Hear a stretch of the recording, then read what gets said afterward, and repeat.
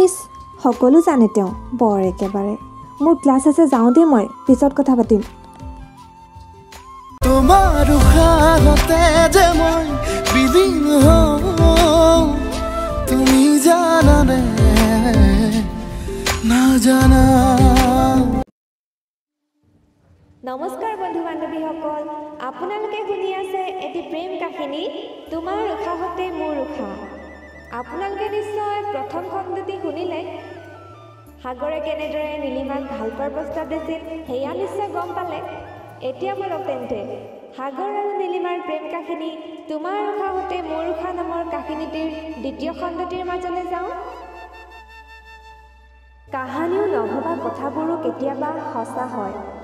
সাগৰ আৰু নীলিমাৰ ক্ষেত্ৰতো ঠিক তেনেকুৱাই হ'ল লগ নোপোৱাকৈ নেদেখাকৈ কেৱল ফোনত কথা পাতিয়ে যে কোনোবা কাৰোবাৰ ইমান আপোন হ'ব পাৰে সেয়া সাগৰ আৰু নীলিমাক চালেই গম পোৱা যায় সাগৰ আৰু নীলিমাই ইজনে সিজনক জানিবৰ বাবে সম্পূৰ্ণ এবছৰ সময় ল'লে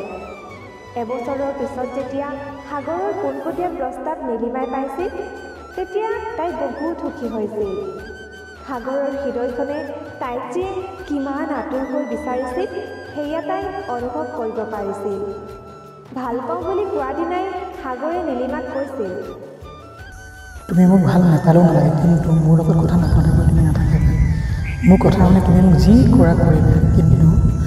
মোক তোমাৰ পৰা কেতিয়াও দূৰ নকৰিবা সাগৰৰ কথাকেইটা শুনি নীলিমাৰ হৃদয়খন সঁচাকৈ কঁপি উঠিছিল তাইৰ হৃদয়েও হয়তো সাগৰৰ হৃদয়ৰ মাজত জিৰাব বিচাৰিছিল অভিমান সামৰি সাগৰৰ লগতে সুখী হ'ব বিচাৰিছিল জানি বুজিয়ে সাগৰক তাইৰ উত্তৰলৈ অপেক্ষা কৰোৱাইছিল সাগৰে বিনা প্ৰশ্নই নীলিমাৰ উত্তৰলৈ অপেক্ষা কৰিছিল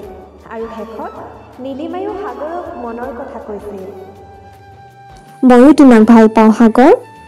এবছৰ দিন মোৰ লগত থাকিলা যেতিয়া জীৱনৰ বাকী চোৱা সময়ো মোৰ লগত থাকিবানে কেতিয়াও এৰি থৈ নোযোৱাতো ময়ো গম পাইছোঁ দিয়া তুমি মোক মনে মনে ভাল পাই আছিলা ন হয় নহয় মই কোৱালৈও তুমি ৰৈ আছিলা ন মোৰ উশাহতে তোমাৰ উশাহ তোমাক কেতিয়াও এৰি থৈ নাযাওঁ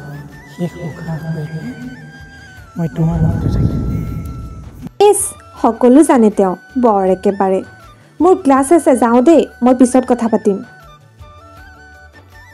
সেই যে সাগৰ আৰু নীলিমাই ইজনে সিজনক জানিবৰ বাবে ইমান কথা পাতিছিল কেয়াৰ লৈছিল খং অভিমান সকলো কৰাৰ পিছত ইটোৱে সিটোৰ লগত কথা নপতাকৈ থাকিব নোৱাৰা হ'ল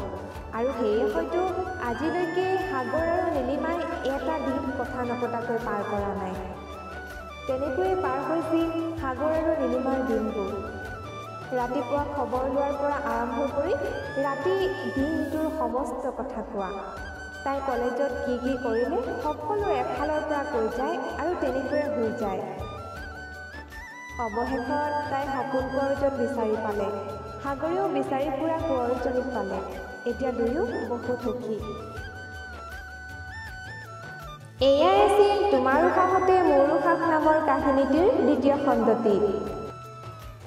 সাগৰ আৰু নীলিমাৰ প্ৰেম কাহিনীটি কেনেদৰে আগলৈ আগুৱাই যায় সেয়া শুনি থাকিবলৈ মোৰ চেনেলটো এতিয়াই ছাবস্ক্ৰাইব কৰিব আৰু অতি সোনকালে মই আপোনালোকৰ মাজলৈ তৃতীয় খণ্ডটি লৈ আহিম